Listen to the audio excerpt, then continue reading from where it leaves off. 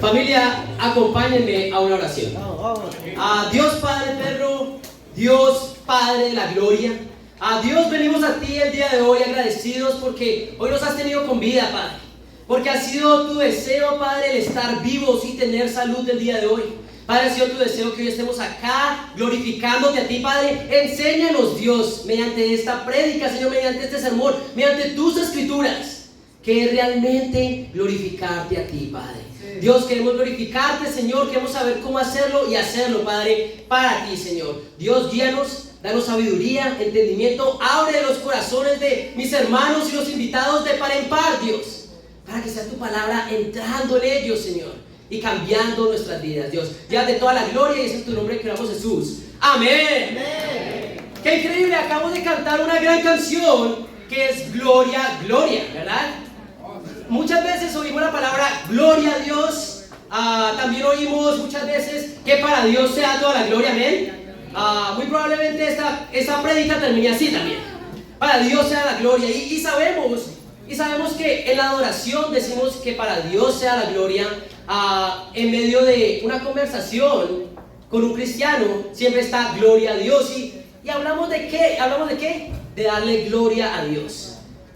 Pero realmente nos hemos puesto a pensar ¿qué es realmente eso? ¿Qué es dar gloria a Dios? ¿Cómo podemos dar gloria a Dios? Muchos de nosotros decimos todo el tiempo que la gloria sea para Dios, pero no consideramos qué significa eso. ¿Qué significa darle gloria a Dios? Bueno, te puedo decir una cosa, si nos visitas el día de hoy, tú puedes estar seguro que acá damos gloria a Dios. Pero hoy vamos a ver 5 formas prácticas en que tú el día de hoy puedes dar gloria a Dios, amén. Y no solo quedarte en palabras. Nos gusta cantar gloria, gloria, aleluya, amén. Pero ¿qué es dar gloria a Dios con nuestras vidas? Por eso hoy tenemos 5 puntos y el título de mi clase es La gloria es de Dios. La gloria es de Dios, muy directo. Pero el primer punto, ¿cómo dar gloria a Dios? Bueno, cuando haces todo para Dios. La gloria es de Dios cuando haces todo para Dios. Vamos a ir a 1 Corintios, capítulo 10. Y nuevamente, yo sé que está haciendo un poco de calor, yo sé que mi voz no es la más melodiosa, pero yo te quiero rogar el día de hoy que le pongas más cuidado a las escrituras que al calor o a mi misma voz, si eso es posible. Vamos a ir a 1 Corintios 10 y vamos a leer versículo 31. La escritura dice así: en conclusión, ya sea que coman o beban o hagan cualquier otra cosa, háganlo todo ¿para qué? Para la gloria de Dios. Esta escritura es increíble porque nos dice que no importa qué es lo que estés haciendo, estés jugando fútbol, estés comiendo, y acá sí que les encanta comer en Perú, ¿amén? Entonces pueden glorificar a Dios todo el tiempo, porque todo el tiempo estamos comiendo, ¿amén? Pero dice, no importa qué estén haciendo, háganlo para la gloria de Dios. Pero ¿cómo podemos hacer todo para la gloria de Dios? Bueno, hay una escritura increíble que está en Colosenses 3.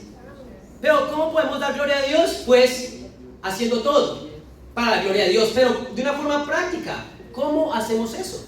Bueno, en Colosenses 3 nos deja saber exactamente cómo tú y yo podemos dar gloria a Dios con todo lo que hacemos. Colosenses 3, versículo 23 dice así. Esta escritura es increíble. Dice: hagan lo que hagan, trabajen de buena gana, como para el Señor y no como para nadie en este mundo, conscientes de que el Señor los recompensará con la herencia. ¿Qué dice ahí? Hagan lo que hagan, trabajen de buena gana como para el Señor y no como para nadie en este mundo. Entonces, ¿cómo tú y yo podemos darle gloria a Dios en todo lo que hacemos? Pues haciéndolo como si fuera para Él, amén. ¿Qué quiere decir esto? Que si tú vas al trabajo, y muchos de acá trabajamos, que si tú vas al trabajo, tú no vas a cumplirle a tu jefe cuando vas al trabajo. Tú vas a cumplirle a Jesús. Tú no vas a trabajar por la persona que te está pagando, no, tú estás trabajando por Jesús. Igualmente si eres un estudiante, tú no vas allá para un mejor futuro para ti, sino ¿para qué? Para glorificar a Jesús, amén. Eso es lo que nos enseña la escritura. La escritura nos enseña que ya no trabajamos para personas, trabajamos o hacemos todo lo que hacemos para Jesús. Hoy yo quiero preguntarte, ¿qué clase de trabajador serías si todo lo hicieras por Jesús? ¿Qué clase de estudiante serías si todo lo hicieras por Jesús? Como cristianos, como discípulos, tenemos un gran honor, pero también una gran responsabilidad. ¿Cuál es esa? Hacer las cosas por Dios, amén. Un hombre o una mujer que hace las cosas por Dios es hacer una cosa: da lo mejor. Da lo mejor. Porque la mejor motivación para nosotros es ¿quién? Dios. Al hacer las cosas por Dios nos llenamos de gratitud y de propósito. Ok, ni si no voy a trabajo simplemente para hacerme unos cientos de soles y mantenerme y sobrevivir. No, voy allá a glorificar a Dios. No vas a tu escuela diciendo yo voy allá a tratar de pasar las clases, raspando al menos si es posible. No, voy allá a dar mi mejor porque lo estoy haciendo para Dios. ¿Están conmigo, familia? Pero las cosas comienzan a tornarse un poco feas cuando dejamos de hacer las cosas para Dios y las empezamos a hacer por los hombres.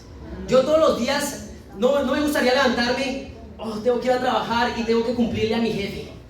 Eso suena horrible. Tengo que ir a estudiar, pero esa clase que tengo ahorita no me gusta. Y comenzamos a actuar de una manera que ya no somos nosotros. Comenzamos a vivir una doble vida. Algo que pasa muchas veces cuando dejamos de hacer las cosas por Dios es que comenzamos a actuar de formas que normalmente no haríamos si lo hiciéramos para Dios. No sé si los estudiantes me comprenden, si los trabajadores me comprenden. Comenzamos a tener conversaciones que no son como para Dios. Conversaciones llenas de lisuras, obscenidades o cosas que no nos nutren. ¿Por qué? Porque dejamos de hacer las cosas por Dios. Empezamos a hacer cosas de las cuales no nos sentiríamos orgullosos que nadie supiera de nosotros, porque dejamos de hacer las cosas por Dios. Hacer las cosas por Dios, familia, te asegura una cosa: que vas a tener los mejores resultados de que puedas tener, porque lo estás haciendo con todo tu corazón y no lo estás haciendo para nadie más que para Dios. Hacer las cosas por Dios no solo nos asegura nuestro mejor o tener los mejores resultados, nos protege ¿de qué? De la hipocresía y del pecado. ¿Están conmigo, familia? ¿Cómo tú puedes glorificar a Dios? Haciendo las cosas para Dios, amén. Otra cosa que puede pasar es que eres muy bueno en tu trabajo o eres muy bueno en tus clases, pero aún eres negligente con las cosas espirituales. Podemos ser muy buenos en nuestras escuelas y trabajar mucho, pero aún somos negligentes en nuestros tiempos con Dios. Pueden venir a las cosas del reino de Dios, que es la iglesia. Tenemos que empezar a entender, familia, que si vamos a decir la gloria sea para Dios, tenemos que empezar a hacer todas las cosas para Dios. ¿Están conmigo, familia? Segundo punto: Dios se glorifica o la gloria es para Dios cuando temes a Dios. Temer a Dios. Bueno, a algunos de nosotros nos hace sentir como incómodo. ¿Cómo así que temer? ¿Por qué vamos a tener miedo a Dios? Temer a Dios. Bueno, vamos a ir a Apocalipsis 14. Apocalipsis 14 nos va a explicar el concepto de qué es temer a Dios. Apocalipsis 14, versículo 7 dice así. Dice: gritaba a gran voz: teman a Dios y denle gloria, porque ha llegado la hora de su juicio. Adoren al que hizo el cielo, la tierra, el mar y los manantiales. Acá la escritura nos llama ¿qué? A temer a Dios. Pero esto es un concepto bastante controversial, porque muchos de nosotros pensamos que no deberíamos tenerle miedo a nadie, ni mucho menos a Dios. Pero que realmente eso es verdad y mentira a la misma vez. No tenemos que tenerle miedo a nada, pero no es del todo cierto, porque la única forma de no temerle a nada es tenerle miedo a una cosa, o tenerle temor a una cosa: a Dios. La única forma en que tú no vas a temerle a nada es teniendo solo un temor, que es a Dios. Vamos a ir a Salmo 112 para entender más este concepto. Supongo que acá muchos tenemos muchos miedos, ¿verdad? Bueno, esta escritura nos va a dejar entender que cuando existe el temor o el miedo hacia las cosas, nos está faltando algo: temor a Dios. Vamos a ir a Salmos 12. 112, gracias. La palabra de Dios perfecta, yo no. Amén. Salmo 112, dice el versículo 1, dice: aleluya, alabado sea el Señor, dichoso Dichoso el que teme al Señor, el que haya gran deleite en sus mandamientos. Vamos a leer el número 7 ahora, dice: no temerá recibir malas noticias, su corazón está firme, confiado en el Señor. Amén. ¿Cuál es el temor que nos va a quitar todos los temores? El temor a Dios. El verdadero temor a Dios eliminará todos tus temores. Eliminará tus temores a las demás personas. Eliminará tus temores a las malas noticias. Eliminará todos tus temores. ¿Por qué? Porque temer a Dios es entender que Dios es todopoderoso. Temer a Dios es entender que Él tiene la potestad sobre todas las cosas y que todo siempre recae sobre la soberanía de Él. Él tiene el poder de cambiar las cosas en un segundo. Si estás haciendo las cosas bien, Él puede cambiar tu situación así. Pero si estás haciendo las cosas mal, Él puede cambiar de la misma manera tu situación así. Eso me llena de temor. Él te lleva a tener ese respeto y reverencia que Él se merece. Por eso no puedes amar a Dios sin temer a Dios. Y no puedes temer a Dios sin amar a Dios. Vamos a ir a Deuteronomio para entender este concepto un poco más. Muchos tenemos ese, ok, Dios, yo amo a Dios, Dios es increíble. Sí, Dios es increíble y lo amamos, pero nos falta esa reverencia que Dios merece también, ese temor. Vamos a ir a Deuteronomio capítulo 10 para entender un poco más de esta escritura. Déjenme saber, familia, cuando lleguen ahí. Deuteronomio 10 versículo 12 dice así: y ahora, Israel, ¿qué te pide el Señor tu Dios? Ahora, familia, ¿qué te pide el Señor tu Dios? Dice así: simplemente que le temas y andes en todos sus caminos, que lo ames y le sirvas con todo su corazón y con toda tu alma, y que cumpla los mandamientos y los preceptos que hoy te manda cumplir, para que te vaya bien. Van a ver en las escrituras, familia, que la misma Biblia nos llama a temerle a Dios. Y un gran ejemplo de esto es nuestros padres. Para mí es mi padre terrenal. ¿Por qué? Porque mi padre me ama. Yo puedo estar seguro de su amor porque mi padre me ama. Es el mismo padre que me da besos, ese que me abraza, ese que me da lo que a mí me gusta y me hace sentir bien. Es el mismo padre que me disciplina. Es el mismo padre que cuando hago las cosas mal, su mirada me hace temblar. De niño, yo recuerdo cuando mi papá me miraba, yo ya sabía qué estaba pasando. Y ese mismo padre que me ama, que me demostraba su amor con tanto cariño, era el mismo que me disciplinaba y el que podía decidir sobre mi vida cuando yo era niño. Eso es tener temor y amor. No puedes amar a Dios si no le temes, y no puedes temer a Dios si no le amas. ¿Están conmigo, familia? Pero realmente, ¿de dónde nace el temor a Dios? Bueno, vamos a ir a Mateo 10. Mateo 10. ¿De dónde nace el temor a Dios? Esa reverencia, ese honor. Bueno, en Mateo 10 vamos a leer versículo 28, que dice así: no teman a los que matan el cuerpo, pero no pueden matar el alma. Teman más bien al que puede destruir alma y cuerpo en el infierno. ¿No se venden 2 gorriones por una monedita? Sin embargo, ni uno de ellos caerá a tierra sin que se le permita al Padre. Y Él les tiene contados a ustedes aún los cabellos de la cabeza. Así que no tengan miedo, ustedes valen más que ¿qué? Que muchos gorriones. Nosotros podemos estar seguros que Dios nos ama por encima de todas las cosas. Pero Dios es el que tiene la potestad de ¿qué? De mandar nuestra alma y nuestro cuerpo al infierno. Eso me llena de temor. ¿Pero qué? Sabemos que Él nos ama. Y eso, sabemos que el temor del Señor viene ¿de qué? De perder nuestra relación con Él. Cuando una persona teme a Dios, tiene miedo de perder su relación con Él. Y eso es lo que nos tiene que, ese es el temor que tenemos nosotros, de perder mi relación con Dios. ¿Por qué yo no salgo al mundo a pecar y todo eso? Porque yo quiero permanecer junto a Dios. El temor de no estar con Dios debe superar cualquier otro temor. ¿Están conmigo, familia? Entonces, ¿cómo tú podemos dar gloria a Dios? Temiéndole a Él. Tercer punto: damos gloria a Dios al dar mucho fruto. Damos gloria a Dios al dar mucho fruto. ¿Y qué? Usted me va a decir, ¿cómo así que dar fruto? ¿No viste cara de árboles? Bueno, vamos a ir a Juan 15.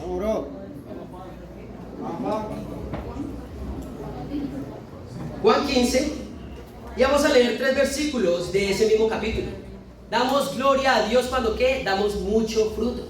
Y nuevamente, familia, todas esas son cosas prácticas que tú puedes dar gloria a Dios sin solamente quedarte en palabras, amén. Porque no queremos ser cristianos de palabra, ¿verdad? Sino de acción también, amén. En Juan 15, versículo 5 dice: yo soy la vid y ustedes son las ramas. El que permanece en mí, como yo en él, dará mucho fruto. Separados de mí, no pueden ustedes hacer nada. Versículo 8 dice: mi Padre es glorificado, damos gloria a Dios, cuando ustedes dan mucho fruto y muestran así que son mis discípulos.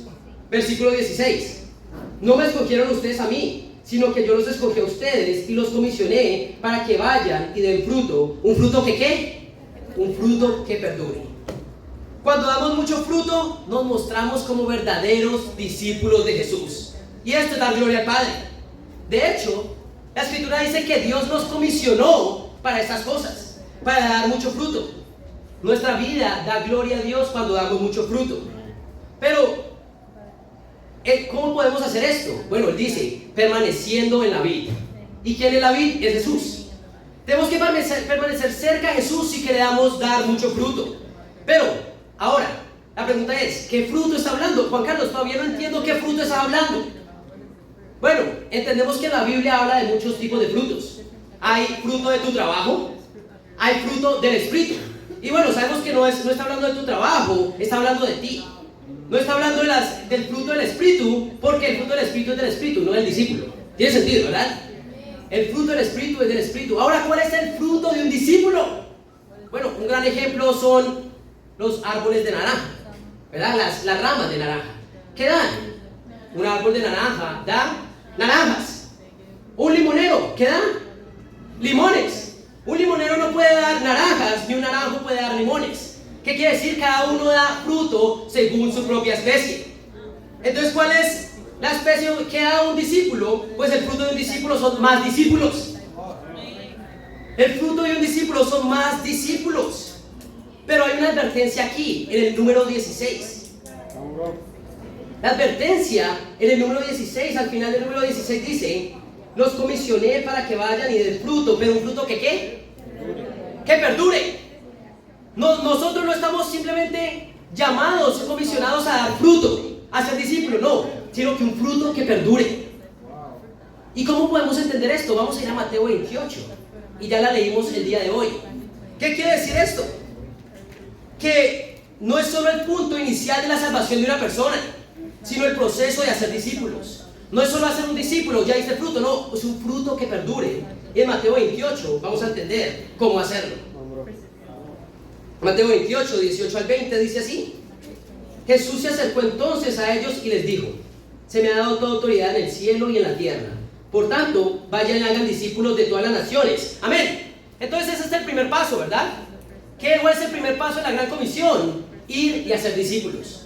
Y antes de seguir con esto, tenemos que preguntarnos, ¿qué es hacer un discípulo? Bueno, haces un discípulo, los que son discípulos saben cómo hacer discípulos, pero no todos los discípulos que saben cómo hacer discípulos hacen discípulos, lamentablemente. Pero ¿qué es hacer un discípulo? Ir, te encuentras con una persona en la calle, probablemente no la conozcas, y la invitas a estudiar la Biblia, o puede que las conozcas también. Esa persona acepta estudiar la Biblia y tú comienzas ¿a qué? A enseñarle las Escrituras. Esta persona comienza a tomar decisiones conforme a las Escrituras y la llamas a obedecer, ¿verdad? Y después de que ya tiene un entendimiento bíblico, llega el segundo paso. ¿Qué es un discípulo entonces? Alguien que empieza a vivir plenamente por Jesús, amén. Pero ahí no acaba la gran comisión. ¿Qué sigue? ¿Qué seguimos leyendo en el versículo 19? Por tanto, vayan a los discípulos de todas las naciones, bautizándolos en el nombre del Padre y del Hijo y del Espíritu Santo. Bautizas a esa persona que tomó la decisión de vivir para Jesús, amén. Ahí es el momento en que Dios los salva. Pero aún no se acaba la gran comisión. ¿Qué sigue hablando? En el versículo 20 dice: enseñándoles a obedecer todo lo que les he mandado a ustedes, y les aseguro que estaré con ustedes siempre hasta el fin del mundo. ¿Qué pasa después de que una persona es hecha un discípulo? ¿Qué pasa después de que una persona ha sido bautizada como discípulo? Se le enseña a obedecer todo lo que Jesús nos ha enseñado. ¿Qué quiere decir eso? que una persona tiene que enseñarte a seguir aplicando las escrituras. Eso se llama discipulado, amén. Las personas que te llaman a obedecer la palabra. No es que, ok, te bautizaste, veas lo que tú creas que es mejor. No, alguien te acobija y te enseña a caminar los caminos de Jesús. Eso es verdadero discipulado. Muchos creen que discipulado es una clase antes de bautizarme. Muchos creen que discipulado es ir a unos cursos cada semana después de bautizarme. No, discipulado es una persona caminando contigo y enseñándote a ser más como Jesús. Eso es ser un discípulo y ser discipulado, amén. Yo quiero exhortar a la iglesia, porque en Juan 15, como hemos leído antes, podemos volver ahí. Ya sabemos que Dios nos comisiona a ser discípulos, pero en Juan 15, número 2, dice así: toda rama que en mí no da fruto, la corta. Toda rama que en mí no da fruto, la corta. Yo quiero exhortar a la iglesia, porque lamentablemente hay personas que no están haciendo discípulos. Hay personas, discípulos en la iglesia, que no están haciendo discípulos. Personas que por meses no han compartido su fe. Personas que por meses no han estado en estudios bíblicos ayudando a las personas a ser discípulos. ¿Y cuál es el peligro? Que Dios nos va a cortar. Dios corta toda rama que no da fruto. Si tú, y no es difícil entender esto, si tú tienes un espacio para un árbol de manzanas en tu casa y lo plantas, ¿verdad? Y ese árbol no comienza a dar manzanas, ¿qué haces? Pues lo cortas. Fácil. ¿Por qué? Porque ese es el propósito de un árbol de manzanas. Bueno, muchos hermanos y hermanas no son parte de la gran comisión. ¿Realmente podemos decir que somos discípulos si no estamos haciendo discípulos? Por sus frutos los reconocerán. Amén. Hoy yo quiero animarte. Si estás acá el día de hoy y eres de esos, muy probablemente eres de los que se está durmiendo. Amén. Pero realmente, si no eres de esos, estás animado de realmente de ser discípulos. Yo quiero animarte que si eres de esas personas que no está haciendo discípulos, dale gloria a Dios con otra decisión. Vamos a ir a Apocalipsis 16. Vamos, Juan. Apocalipsis 16. Apocalipsis 16. Vamos a leer el versículo 9. Dice así. Apocalipsis 16, 9 dice: todos sufrieron terribles quemaduras, pero ni así se arrepintieron. En vez de darle gloria a Dios, que tiene el poder sobre esas plagas, maldijeron su nombre. Versículo 11: y por causa de sus padecimientos y de sus llagas, maldecían al Dios del cielo, pero no se arrepintieron de sus malas obras. Familia, si eres uno de esos discípulos que no está haciendo discípulos, dale gloria a Dios arrepintiéndote. Dale gloria a Dios arrepintiéndote. Así de fácil es darle gloria a Dios arrepintiéndote de tu mal camino. Pero ¿qué pasa? Muchas veces acá en la escritura estas personas están sufriendo las consecuencias de su pecado, y Dios las llama a arrepentirse, pero en vez de arrepentirse se amargaron contra Dios. Se amargaron contra Dios. Pero como discípulos, ¿cómo damos gloria a Dios? Haciendo discípulos, amén. Y eso es lo que hacemos. Por eso hay que por eso cada vez vas a ver, cada mes creciendo este grupo. Cada mes este grupo crece. ¿Por qué? Porque es el fruto de un discípulo. Es la manera en que damos gloria a Dios. Dios recibe mucha gloria al recibir muchos nuevos hijos espirituales, amén. Que podamos vernos en el cielo con ellos, amén. Y Dios es increíble, amén. Cuarto punto. Damos gloria a Dios diciendo la verdad. Damos gloria a Dios diciendo la verdad. Vamos a ir a Primera de Juan 3:18. Primera de Juan 3:18. Y está al final. Y vamos a ver cómo damos gloria a Dios. Bueno, diciendo la verdad. Primera de Juan 3, versículo 18 dice así.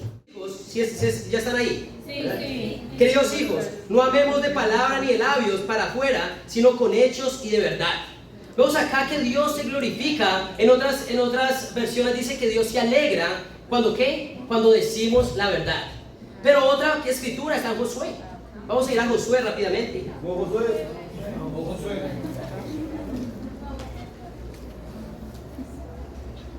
Josué, capítulo 7.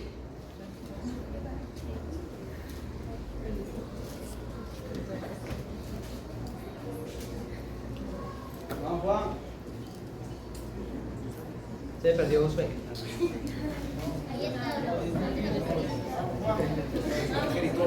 Ok. Dice así, en Josué 7, versículo 19, la Biblia dice esto. Dice: entonces Josué lo interpeló. Les voy a dar un poco de contexto acá. Dios había mandado al pueblo de Israel a que atacaran un pueblo y que quemaran todo lo que había ahí, todo el ganado, y no se quedaran con absolutamente nada. Pero que un hombre llamado Acán desobedeció a Dios y se quedó con parte de lo que era el motín de guerra. Vemos que Dios se enfurece porque no habían obedecido a Dios y manda a Josué a ver quién había cometido ese pecado, quién se había quedado con parte del botín. Pero esto es lo que Josué le dice a Acán en el número 19. Dice: entonces Josué lo interpeló: hijo mío, honra y alaba al Señor, Dios de Israel. Cuéntame lo que has hecho, no me ocultes nada. ¿Cómo estaba llamando Josué a Acán a alabar a Dios? Contando la verdad. Damos gloria a Dios cuando contamos la verdad. Y tenemos que entender, familia, que Dios, a veces pensamos que existen tal cosa como mentiras piadosas, o creemos que existen cosas como mentiras blancas. No, tenemos que entender que Dios se toma muy en serio la verdad, pero también muy en serio la mentira. Amén. Dios en 1 Juan 3:18 nos llama a hablar con la verdad. Pero en Juan 14:6, pueden anotar, no tienen que ir, Jesús se llama a sí mismo la verdad, el camino y la vida. Dios se toma tan en serio la verdad porque Él es verdad. Pero de la misma manera, Dios ama la verdad, Dios aborrece también la mentira. En Juan 8:44, Dios llama a los mentirosos hijos del diablo. Jesús llama a los mentirosos hijos del diablo y llama al diablo el padre de la mentira. Pero también Apocalipsis 21:8 dice que los mentirosos heredarán algo, el lago de fuego y azufre. Dios no se toma nada, no como poco la mentira. Y yo quiero preguntarte el día de hoy: ¿estás escondiendo algo? ¿Estás mintiendo el día de hoy? Vemos que tenemos que entender que la verdad es una forma de glorificar a Dios. Y la realidad es que si tú estás mintiendo, en Lucas 8, vamos a ir allá, Dios tiene un mensaje para ti. En Lucas 8.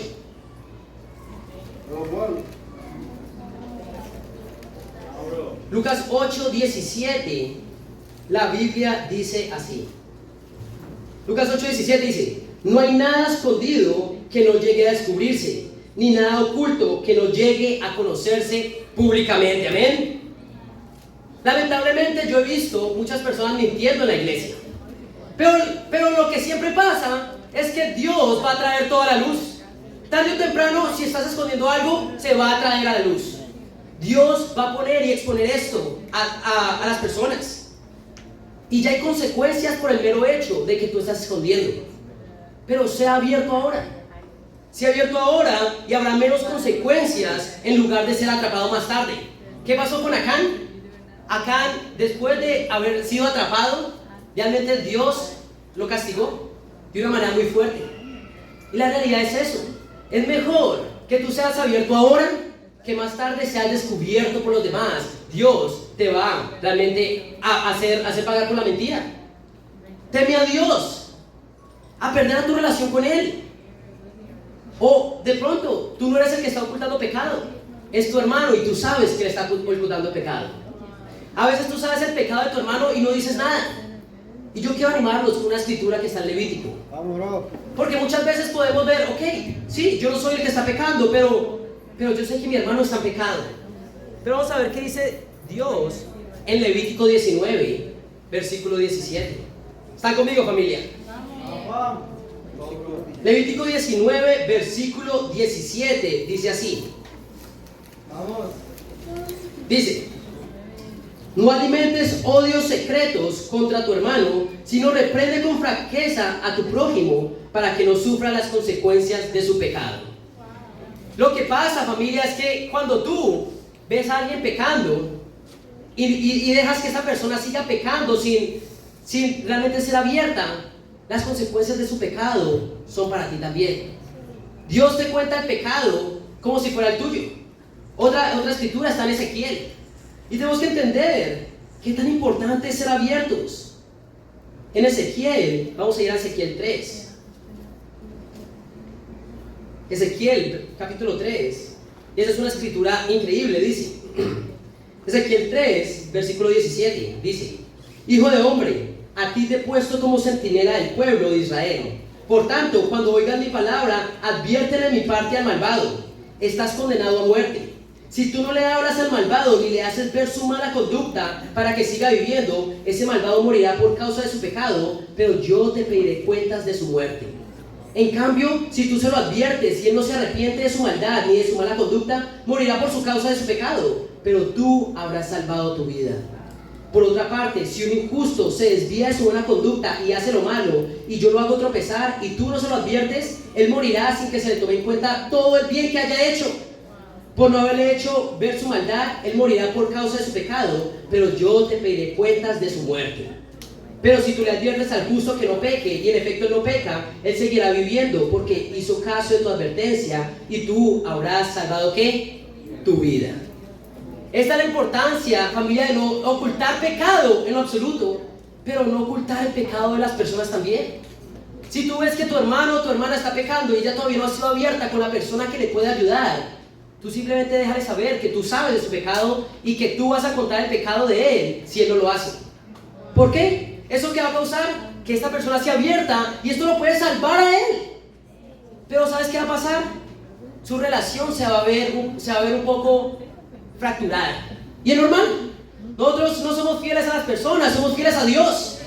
Y al ser abierto con el pecado de tu hermano, si él no es abierto, le puedes estar salvando la vida y tú te estás salvando también tu propia vida. ¿Amén?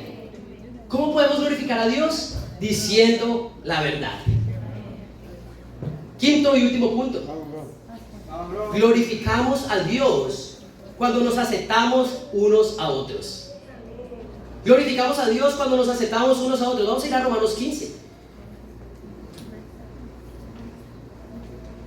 En Romanos 15, y esto es todo un estudio acerca de cómo glorificar a Dios. Entonces estoy animado del fruto que va a producir esta prédica en todos nuestros corazones. Amén.